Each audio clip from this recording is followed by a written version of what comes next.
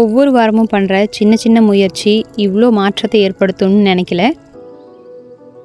Hello friends, எல்லோரும் எப்படி இருக்கீங்க?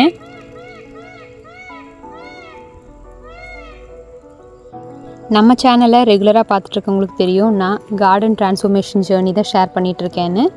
லாஸ்ட் வீக்கும் லானில் என்னென்ன டிரான்ஸ்ஃபர்மேஷன் பண்ணோம், அது எப்படியெல்லாம் வந்து ஹெல்ப்ஃபுல்லாக இருக்குன்னு தான் ஷேர் பண்ணியிருந்தேன்.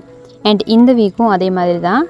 முன்னாடி இந்த மாதிரி பில்லெல்லாம் ரொம்ப கம்மியாக இருந்தது. லாஸ்ட் வீக் வந்து பார்த்திங்கன்னா பில்லெல்லாம் இல்லாத இடத்துல நிறைய பில்லு நட்டு ரெகுலராக தண்ணி விட்டதுக்கப்புறமா இப்போ நிறைய பில் வளர்ந்துருக்கு.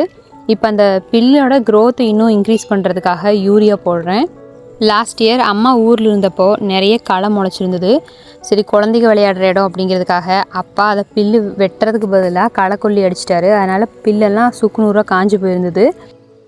அதுக்கப்புறம் சரி பில்லு நல்லா வளருங்கிறதுக்காக தான் யூரியா வாங்கி வச்சுருந்தோம். இந்த டைம் பார்த்திங்கன்னா நம்ம டிரான்ஸ்ஃபர்மேஷன் ஜேர்னி ஸ்டார்ட் பண்ணிட்டோம். சரி, யூரியா போட்டு தண்ணி விடும்போது இன்னும் நல்லா வளருங்கிறதுக்காக ஈவினிங் டைமில் யூரியா நல்லா போட்டு விட்டாச்சு. நான் இதுக்கு முன்னாடி அட்டைப்பாடியில் இருக்கும்போதும் அங்கே பில்லு காட்டிலெல்லாம் யூரியா போட்ட பழக்கம் இருக்குது. அதனால் யூரியா போடுறது வந்து ரொம்ப ஈஸியாக தான் இருந்தது. யூரியா மோஸ்ட்லி ஈவினிங்கில் போடுறது ரொம்ப நல்லது. ஏன்னா யூரியா போடும்போது வெயில் டைமில் இல்லை காலையில் போடும்போது இங்கே இருக்கிற ஹீட் வேவுக்கும் வெயில் சூட்டுக்கும் பில்லு இன்னும் காஞ்சி போகிறதுக்கு சான்ஸ் இருக்குது.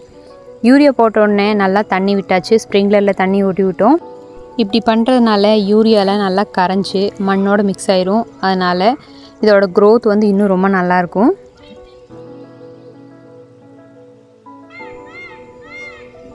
இப்படி பண்ணி ஒரு வாரத்துலேயே பில்லு நல்லா க்ரோ ஆகிறது தெரியுது.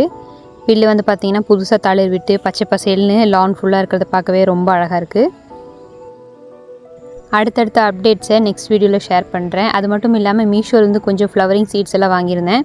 அதை பற்றியெல்லாம் நெக்ஸ்ட் வீடியோவில் பார்க்கலாம். வீடியோ பிடிச்சிருந்ததுன்னா லைக், ஷேர் அண்ட் சப்ஸ்கிரைப் கண்டிப்பாக பண்ணுங்கள். நெக்ஸ்ட் வீடியோவில் பார்க்கலாம். பாய்.